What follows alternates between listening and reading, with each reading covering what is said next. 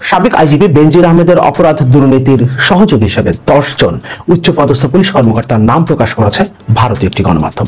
ভারতের এই ইংরেজি নিউজ পোর্টালের দাবি, বাংলাদেশ সরকার এবং বাংলাদেশের দুর্নীতি দমন কমিশন এই 10 জন কর্মকর্তার বিরুদ্ধে কোনো ধরনের ব্যবস্থা নেবে না, কোনো ধরনের ব্যবস্থা নিচ্ছে না, তাদের বিরুদ্ধে তদন্তেরও কোনো উদ্যোগ নেওয়া হচ্ছে না।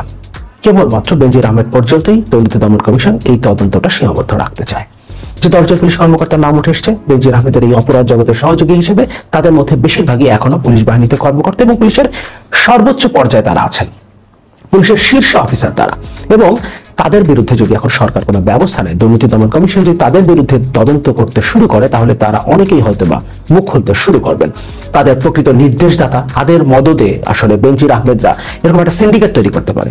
10 জন উচ্চ পদস্থ পুলিশ কর্মকর্তা, তিনি পুলিশের প্রধান, এই 11 জন মিলে একটা সিন্ডিকেট, এভাবে একটা মাফিয়া, আন্ডারওয়ার্ল্ড মাফিয়া গ্রুপের মতো করে যেভাবে দেশের মানুষের সম্পদ তারা লুট করেছে, যেভাবে হাজার হাজার কোটি টাকা বানিয়েছে, তাতে অবশ্যই সরকারের শীর্ষ পর্যায়ে কারো ইশারা ছিল, কারো আশীর্বাদ ছিল, যে আশীর্বাদ নিয়েই তারা এভাবে একটা মাফিয়া সিন্ডিকেট তৈরি করতে পেরেছে, একটা আন্ডারওয়ার্ল্ড মাফিয়া সিন্ডিকেট তৈরি করতে পেরেছে।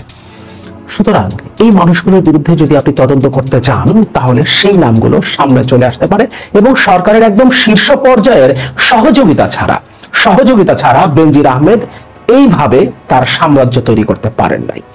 তার মানে সেই নামগুলো যদি সামনে চলে আসে, তাহলে সরকারের অনেক বড় বিপদ হয়ে যাবে।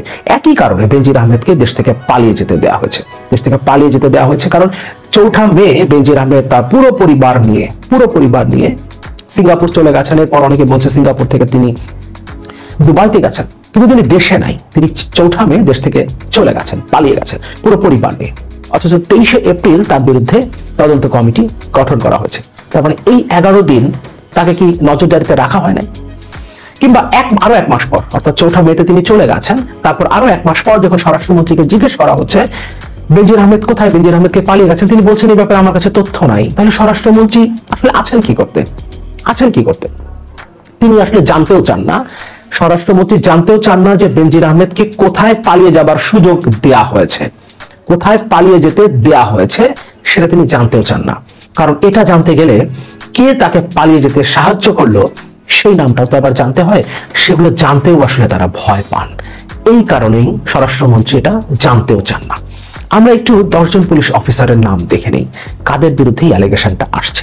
আরেকটা কথা খুব জরুরি, যে 10 জন পুলিশ কর্মকর্তার নাম এখানে এসছে, তাদের বিরুদ্ধে তদন্ত হওয়া আরেকটা কারণে জরুরি। কারণ এই 10 জন কর্মকর্তা বেনজিরের সহযোগী নাও হতে পারে। সত্যিকারের অপরাধী যারা, সত্যিকার অর্থে যারা বেনজিরের সহযোগী ছিলেন, বেনজির অপরাধ জগতের সহযোগী, তারা নিজেদেরকে বাঁচাতে এই 10 জনকে ফাঁসিয়ে দিতে পারেন, সেটাও হতে পারে। কারণ সূত্রের বরাতে ভারতীয় গণমাধ্যম এই নামগুলো প্রকাশ করেছে, কিন্তু প্রকৃতপক্ষে তারা অপরাধী কিনা, তারাই আসলে বেনজির আহমেদের অপরাধ জগতের সাথে সংশ্লিষ্ট কিনা, নাকি সত্যিকারের সংশ্লিষ্টরা এখনো আড়ালে রয়ে গেছে এবং এদেরকে ফাঁসানো হচ্ছে, সেটাও আমাদের জানা দরকার। এই কারণেও তদন্ত হওয়াটা জরুরি। তাছাড়া প্রাসাদ ষড়যন্ত্র, প্রাসাদ রাজনীতি তো আছে, আর বাংলাদেশ নামের এই আওয়ামী সাম্রাজ্যের ভবিষ্যৎ কর্ণধার, ভবিষ্যৎ সাকসেসর নিয়েও তো টানাপোড়েনের কথা আমরা শুনতে পারি। এই আপার লোক ওই আপার লোকের বিরুদ্ধে ব্যবস্থা নেওয়া, এই আপার লোক ওই আপার লোককে বিপদে ফেলা, অনেক কিছুই হতে পারে। সুতরাং সেই জিনিসগুলো আমাদের মাথায় রাখতে হবে। এই কারণে তদন্ত হওয়াটা জরুরি। যদিও তদন্ত হলে সরকার আসল তথ্য প্রকাশ করবে কিনা সেটা ভিন্ন আলোচনা, কিন্তু তদন্ত যদি হয় তখন গণমাধ্যম এটা নিয়ে রিপোর্ট করতে থাকবে।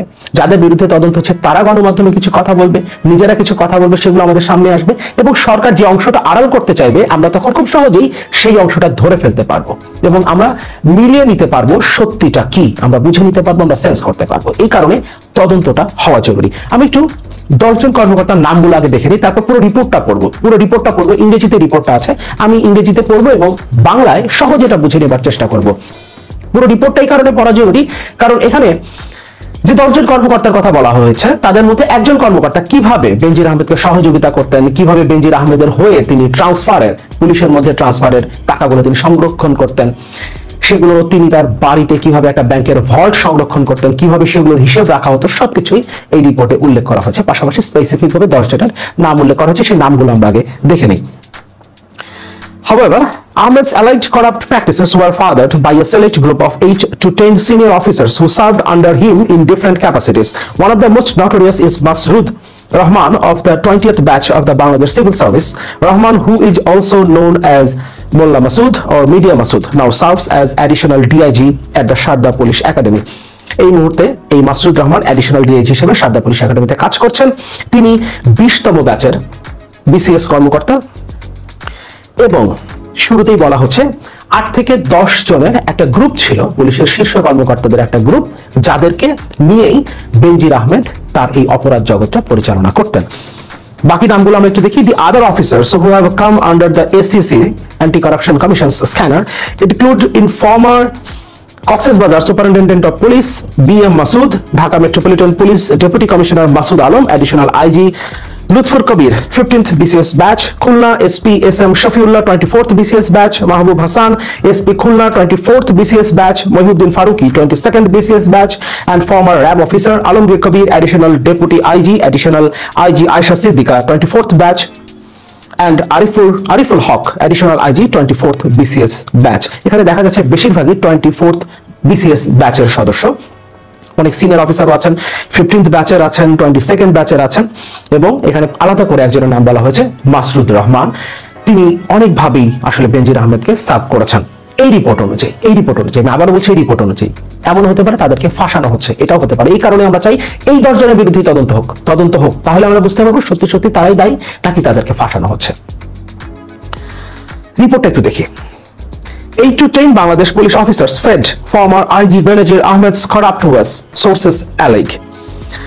Bangladesh ex-IGP is said to be on the run, but there is no definite information on his whereabouts as focus shifts on fellow police officers who helped him amass huge wealth. এখানে বলা হচ্ছে x IGP তিনি পালিয়ে গেছেন, কিন্তু কোথায় গেছেন সেটা এখন পর্যন্ত জানা যাচ্ছে না। এবং হেডলাইন যেটা করা হয়েছে, 8 থেকে 10 জন পুলিশ অফিসারের একটা গ্রুপ ছিল যারা বেনজির আহমেদের এই কারাপশনে সহযোগিতা করেছে। A core team of 8 to 10 trusted subordinate police officers worked to extract hundreds of crores of money for Benazir Ahmed when he helmed the Bangladesh Police and the dreaded Rapid Action Battalion RAB inquiries by Northeast News have revealed. Details of Ahmed's corruption and the extent of the rot within the police force have begun to surface after he reportedly disappeared from Dhaka on or after May 4. May 4 তারিখ অথবা তারপর বেনজির আহমেদ যখন দেশ থেকে পালিয়ে গেছে তখন এই তথ্যগুলো সামনে আসছে এবং নর্থ ইস্ট নিউজ তাদের নিজস্ব অনুসন্ধানের কথা বলছে। সেখানে তারা বলছে 8 থেকে 10 জনের একটা টিম ছিল যারা বেনজির আহমেদের নামে শত শত কোটি টাকা তারা সংগ্রহ করেছে, বিভিন্ন জনের কাছ থেকে তারা চাপ দিয়ে আদায় করেছে, এবং সেই সময়টাতে যখন বেনজির আহমেদ পুলিশ প্রধান এবং র্যাবের মহাপরিচালক ছিলেন। এরপর বলা হচ্ছে he was scheduled to appear before the Anti-Corruption Commission on June 6, but his lawyers pleaded a deferment without giving specific reason of his inability to face officials of the anti-graft watchdog. 6 June তার দুর্নীতি দমন কমিশনে হাজিরার কথা ছিল, কিন্তু তিনি আসেন নাই এবং তার লয়ার সময় চেয়েছে, কিন্তু অ্যাকচুয়ালি রিজন বলতে পারেননি যে তিনি কি কারণে আসতে পারছেন না।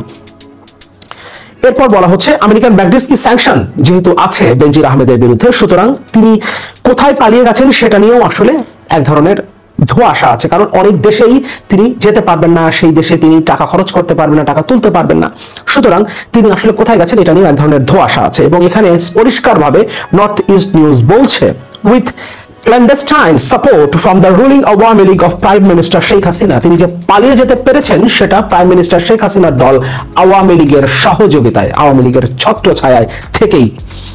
What also surprised senior government functionaries is that while details of immovable property surfaced a few days ago, there was no mention of the hundreds of extrajudicial killings and enforced disappearances of Hasina's political opponents that took place during Ahmed's tenure as RAB and Bangladesh police chiefs. অর্থাৎ RAB এবং বাংলাদেশ পুলিশের প্রধান হিসেবে কর্মরত থাকা অবস্থায় তো শত শত এক্সট্রা জুডিশিয়াল কিলিং, বিচার বহির্ভূত হত্যাকাণ্ড হয়েছে, সেটার সাথেও তো তিনি জড়িত ছিলেন, এনফোর্স ডিসঅ্যাপিয়ারেন্স অর্থাৎ গুমের সাথে তিনি জড়িত ছিলেন। এগুলোর তথ্য কিন্তু আসছে না, এগুলোর কথা কিন্তু বলা হচ্ছে না, কারণ এখানে পরিষ্কারভাবে বলছে এখানে যেগুলো হয়েছে সেটা হাসিনাস পলিটিক্যাল অপোনেন্টসদের বিরুদ্ধে। সুতরাং এখানে নির্দেশনা কোথা থেকে আসতে পারে আমরা পরিষ্কারভাবে বুঝতে পারি। এই কারণে বেনজির আহমেদের অবৈধ সম্পদের তথ্য আমাদের সামনে আসছে, সেগুলো অনেক বড় করে আমাদেরকে দেখানো হচ্ছে।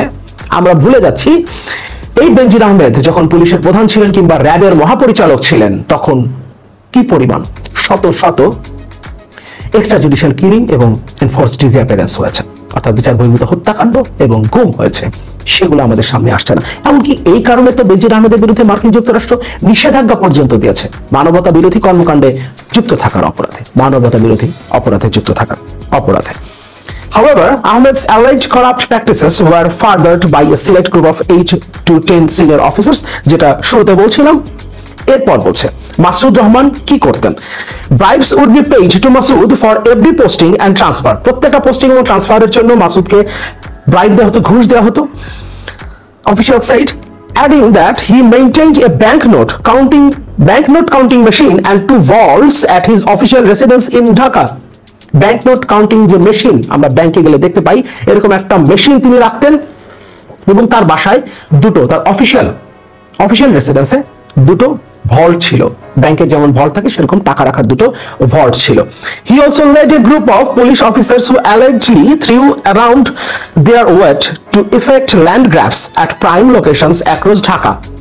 তার নেতৃত্বে আরেকটা গ্রুপ ছিল যারা তাদের ক্ষমতা বলে ঢাকার প্রাইম লোকেশনগুলোর জায়গাগুলো দখল করত, জমি দখল করত।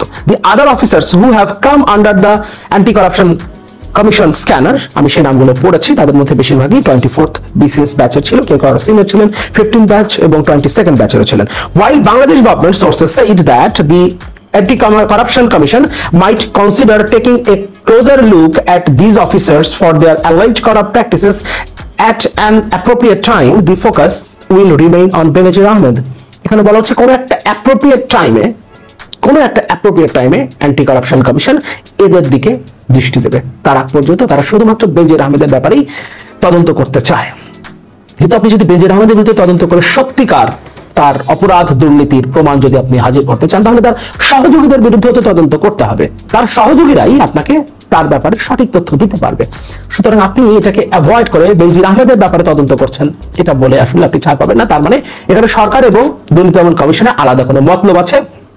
এখন যারা পুলিশে কর্মরত আছেন, যে 10 জন পুলিশ অফিসারের কথা বলা হচ্ছে একদম শীর্ষ পর্যায়ের, তাদের ব্যাপারে যদি এখন তদন্ত করা হয় তাহলে সরকারে অনেকেই ফেঁসে যাবেন, এটা হচ্ছে মূল বিষয়। However, the government and political sources said there is no knowing whether the former IGP will act or reappear or not.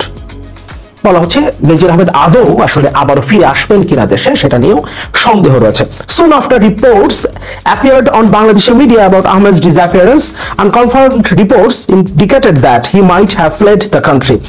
Several places including Singapore, Malaysia and Turkey were suspected as Ahmed's destination, but some sources suspect that linking Ahmed to these locations was mere speculation considering his high value, especially when he continues to under American sanctions. এখানে যে দেশগুলোর নাম বলা হচ্ছে সেই দেশগুলোর তার value অনুযায়ী, তার হাই ভ্যালু অনুযায়ী হয়তো এই দেশগুলোর নাম বলা হচ্ছে যে তিনি সিঙ্গাপুরে যেয়ে থাকতে পারেন, মালয়েশিয়া, টার্কিতে গিয়ে থাকতে পারেন, কিন্তু যেহেতু তার বিরুদ্ধে এখনো মার্কিন যুক্তরাষ্ট্রের নিষেধাজ্ঞা আছে ম্যাগনিটস্কি অ্যাক্টে, অর্থাৎ দুর্নীতি বিরোধী কর্মকাণ্ডে যুক্ত থাকার অপরাধে, সুতরাং তিনি অনেক দেশেই আসলে যেতে পারবেন না, তিনি সেখানে টাকা রাখতে পারবেন না, টাকা তুলতে পারবেন না, ক্রেডিট কার্ড ব্যবহার করতে পারবেন না, ডেবিট কার্ড ব্যবহার করতে পারবেন না, ভিসা কিংবা আমেরিকান এক্সপ্রেস, সবকিছু মিলিয়ে তিনি কোন দেশে আছেন সেটা আসলে সঠিকভাবে বলা যায় না। তবে সরকার চাইলে সেটা বের করতে পারত, অবশ্যই বের করতে পারতো। অন্তত বাংলাদেশ থেকে সে যখন বেরিয়ে যাচ্ছে প্রথম ডেস্টিনেশন তার কোথায় সেটা বের করতে পারতো, কিন্তু সরকার সেই তথ্যটা দিচ্ছে না।